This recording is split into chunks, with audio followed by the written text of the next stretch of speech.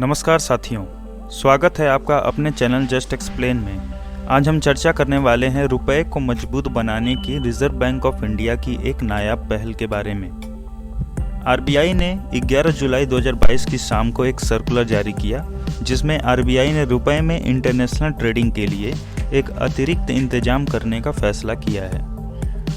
भारतीय reserve bank ने भारत में ग्लोबल ट्रेड को बढ़ावा देने और भारतीय रुपए में वैश्विक कारोबारी समुदाय की बढ़ती दिलचस्पी को ध्यान में रखते हुए यह तय किया है कि बिल बनाने, भुगतान और रुपए में आयात निर्यात के निपटान के लिए एक अतिरिक्त इंतजाम किया जाए। हाल ही में चल रहे ग्लोबल इवेंट्स के चलते भारत का व्यापार घाटा, करेंट अकाउंट का घाटा और घरेलू शेयर बाजार में कमजोरी के रुख और विदेशी बाजारों में डॉलर के मजबूत होने, अतः इंटरबैंक फॉरेन एक्सचेंज मार्केट में 11 जुलाई 2022 को रुपए के सर्वकालिक निचले स्तर को देखते हुए भारतीय रिजर्व बैंक ने विदेशी मुद्रा यानी डॉलर पे डिपेंडेंसी को कम करने और भारतीय अर्थव्यवस्था को मजबूत बनाने के लिए ये कदम उठाया है।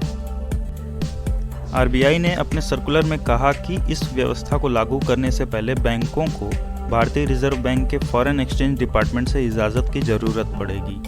साथ ही ट्रेड ट्रांजैक्शंस के सेटलमेंट के लिए संबंधित बैंकों को सहयोगी ट्रेडिंग देश के संबंधित बैंकों के स्पेशल वॉस्ट्रो अकाउंट की ज़रूरत होगी। यानी जो भारतीय आयातक इस व्यवस्था के तहत आयात करेंगे उन्हें रुपए में भुगतान करना होगा। रुपए में प्राप्त भुगतान पार्टनर कंट्री के संबंधित बैंक के स्पेशल वॉस्ट्रो अकाउंट में जमा होगा। इसके बदले उन्हें विदेशी विक्रेता या सप्लायर से सामान या सेवाओं की सप्लाई के लिए इनवॉइस मिलेगा। वहीं विदेशी सामान और सेवाओं की शिपमेंट प्राप्त करने वाले निर्यातकों को निर्यात की राशि भारतीय रुपए में दी जाएगी। ये राशि उन्हें निर्धारित स्पेशल वॉस्ट्रो अकाउंट में मौजूद बैलेंस से मिलेगी। इस व्यवस्था की मदद से भारतीय निर्यातक निर्यात के लिए विदेशी आयातकों से रुपए में एडवांस पेमेंट हासिल कर सकेंगे। साथियों, वॉस्ट्रो अकाउंट किसी विदेशी देश में बैंक शाखा खोले बिना ग्राहक को अंतर्राष्ट्रीय बैंकिंग समाधान प्रदान करने की सुविधा को वॉस्ट्रो अकाउंट कहते हैं। इससे पहले भी इस टाइप का ट्रेडिंग सिस्टम यूज़ किया गया था 2 नवंबर 2018 को, जिसमें भारत ईरान को क्रूड ऑयल बिल का भुगतान रुपए में कर रहा था, जिसे 2019 में भारत ने ईरान से क्रूड ऑयल लेना बंद कर दिया और उसी के साथ ये मैकेनिज़्म भी बंद हो गया। पर इस बार रुपए में आती गिरावट और भारत के ऑयल इंपोर्ट बिल के बढ़ने से ये भारत के लिए एक चिंता का विषय बन गया है।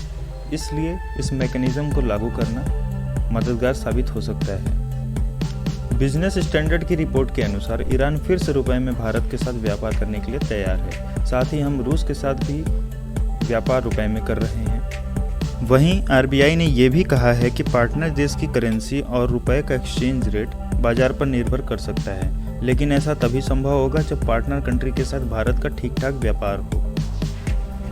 हालांकि कई जानकारों का ये भी कहना है कि बदलते ग्लोबल इवेंट्स में कई देश रुपए को स्वीकार करेंगे। खासकर रूस पर हाल में लगे प्रतिबंध के बाद देशों को आभास हुआ है कि डॉलर पर निर्भरता कितनी नुकसानदेह साबित हो सकती है। तो इसलिए आरबीआई का ये मैकेनिज़्म इस बार अच्छा साबित होने वाला है। तो साथियों, आज के लिए बस इतना ही। वीडियो में अंत तक बने रहने के लिए आपका शुक्रिया। ऐसे ही ताज़ा अपडेट्स के लिए वीडियोस को पूरा देखें, चैनल को शेयर और सब्सक्राइब करें, नोटिफिकेशन बेल को प्रेस करें। धन्यवाद। आपका दिन शुभ हो।